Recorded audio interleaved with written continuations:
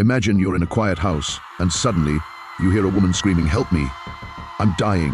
Whose voice was that? And why didn't anyone reach her in time?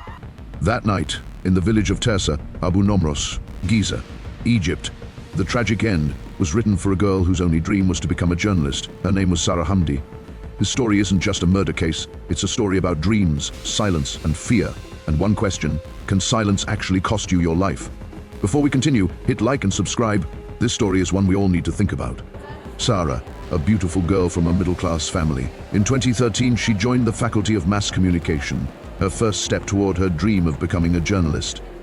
She trained at many newspapers, wrote, learned, and everyone said, she's hard-working.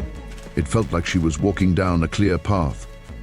At college, she was one of the top students. Professors saw a bright future in her. Sarah dreamed of being hired by one of the newspapers she trained at. And she also wanted to pursue a master's degree after graduation. Her path seemed clear: study, work, success. But every time she built her dream, suitors came, and she refused. She'd say, "Only after I achieve my dream first." Was that decision going to protect her, or drag her into something worse? 2017. Sarah finished her studies. She was supposed to start her career, but suddenly her family decided, enough with studying, it's time for marriage. Her mother told her, the real dream isn't work. The real dream is to get married. Sarah was shocked. How would you feel in that moment? Sarah tried convincing her mother to let her work first, but it didn't work. Her mom was determined. Marriage is the only solution. And that's when the groom appeared, Hazem, a cook. He came into the house speaking politely with a confident smile, like a Prince Charming. The strange part, the one doing all the talking wasn't him. It was his mother. She was the one making decisions while he stayed quiet. Sarah felt something was off, but she stayed silent. Their request was odd, only a 1-month engagement. The excuse, the apartment was ready, furniture was set. He needed nothing but her suitcase of clothes. After they left, the worry grew.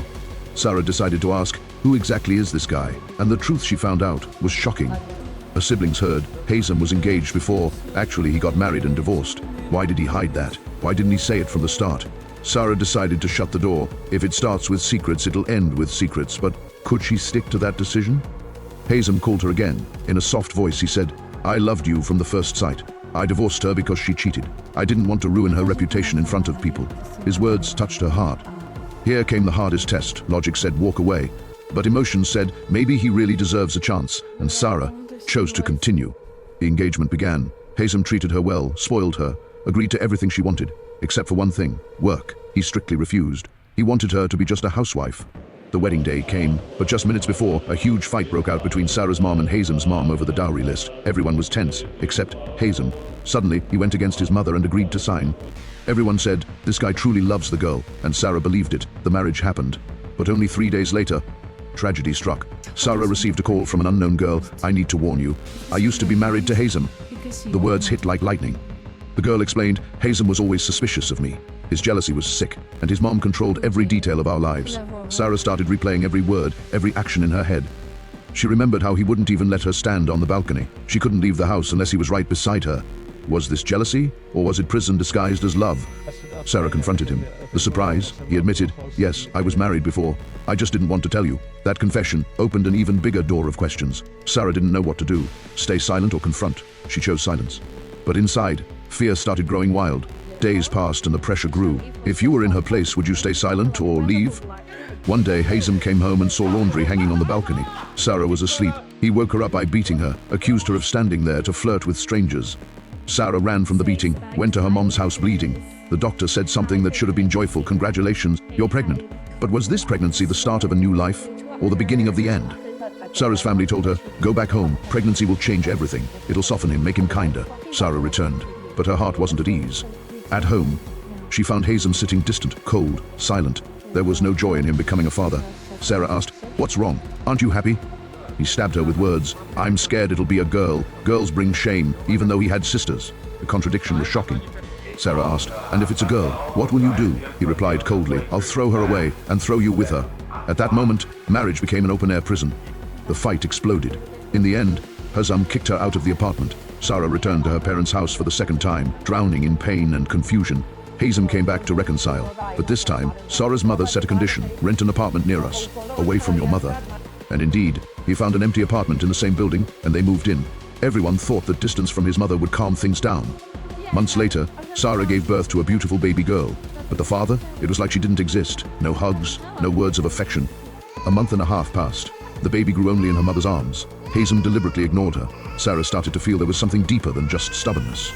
Before things flipped upside down, let me remind you, if this story is moving you, hit like and subscribe and tell us in the comments, was silence the right choice, or should it have ended at the first fight? July 28, 2017, 8 a.m. Sarah's mother heard a woman screaming, "Help me! I'm dying!" She thought it was the neighbor who always shouted, so she went back to sleep. Less than an hour later, there was a knock at the door. The visitor, Hazem's mother. She said she woke up missing her daughter-in-law and wanted to have breakfast with her. A strange visit at an even stranger time. Anxiety gripped Sarah's mom. She ran to her daughter's apartment, but what she saw at the door was a nightmare. Police officers standing, and Hazem being led out in handcuffs. The biggest shock, the officer told her words no mother could ever believe. Hazem killed Sarah, and killed her baby girl. The alarm rang. Sarah woke him up so he could go to work. He got up, and gave her a strange look, filled with coldness and cruelty. He went into the bathroom, then the kitchen. She thought he was preparing breakfast, but what he was preparing was a knife. He came back to her, and stabbed her. Stab after stab, until they reached 18 in total. Her screams filled the apartment, "Help me," but no one heard, or maybe no one believed. To make sure she was dead, he severed her head from her body. And after all that, he went to shower, as if nothing had happened, cold-blooded, as if preparing for an ordinary day. The sound of the baby crying caught his attention. He grabbed her, threw her on the floor, and with the same knife, stabbed her 11 times, then severed her head. After finishing off his wife and daughter, he sat calmly in the living room, no fear, no regret, as if waiting for an appointment. He picked up the phone. His first call was to his mother. "I finished them." Then immediately, he called the police. "Come, I killed them and I'm waiting for you." The police arrived, found him sitting calmly. No attempt to escape, not even to hide anything, as if murder was part of his daily routine. First step, they sent him for a psychiatric evaluation. The result? No mental disorder, no drugs, which meant he did it fully aware. They asked him, "Why did you do it?" He replied coldly, "I don't regret it. The reason is she gave birth to a girl." To him, the girl was shame. Even though he had sisters himself, the contradiction was shocking and terrifying. He went back to the apartment, and in front of the police, reenacted the crime step by step, as if he were telling a movie, not describing the blood of his wife and daughter. The knife, the stabs, the beheadings. He described everything calmly. Was this a human, or a machine with no emotions? Here comes the most important question. If Sarah hadn't stayed silent from the start, would this ending have been different? Or was stubbornness, silence, and family pressure always leading to this end? Question for you: at what moment could destiny have changed completely? The first sign was during the engagement, when his mother spoke instead of him. It was clear he had no backbone. Should things have stopped right there? A suitcase of clothes, a simple phrase, but it carried a huge meaning. He wasn't coming to share a life, he was coming to own a person. The call from the first wife was a red alert, but instead of becoming more cautious, Sarah's silence opened the door to disaster. Even when he beat her for the first time, she could have reported him, asked for protection, but the idea that a woman has to endure killed her slowly. Society sometimes teaches that a girl is less, and that marriage is just protection, but who guarantees the man you marry deserves you? Hazem didn't suddenly hate women. This was an idea rooted long ago, maybe from his upbringing, maybe from his environment. His mother, who controlled every detail of his life, did she plant these issues inside him, or did he choose to become an even worse version? His stressful job in the kitchen? Maybe it added to his anger. But does that justify murder? Absolutely not. This story isn't just a crime, it's a warning. Ignoring the first red flag can lead you to your last breath. And the biggest lesson: love isn't control, or sick jealousy, or violence. Love is safety, and anything else should be called enough. Sarah's dream was to get her master's degree and become a famous journalist, but that dream was stolen, in the name of tradition, in the name of marriage. If she had held on to her career, maybe her life would have been different. Maybe she would have had a chance to build a future far from fear.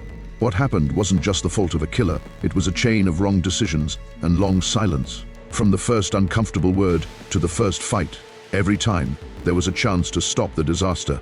Staying silent about abuse doesn't fix it, it makes it worse.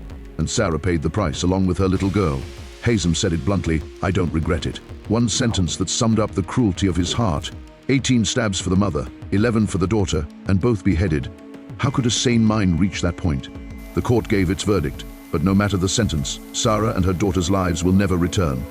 The lesson left for us: never ignore the first sign of danger. Jealousy isn't love, doubt isn't safety, and every voice deserves to be heard. May God have mercy on Sarah and her daughter.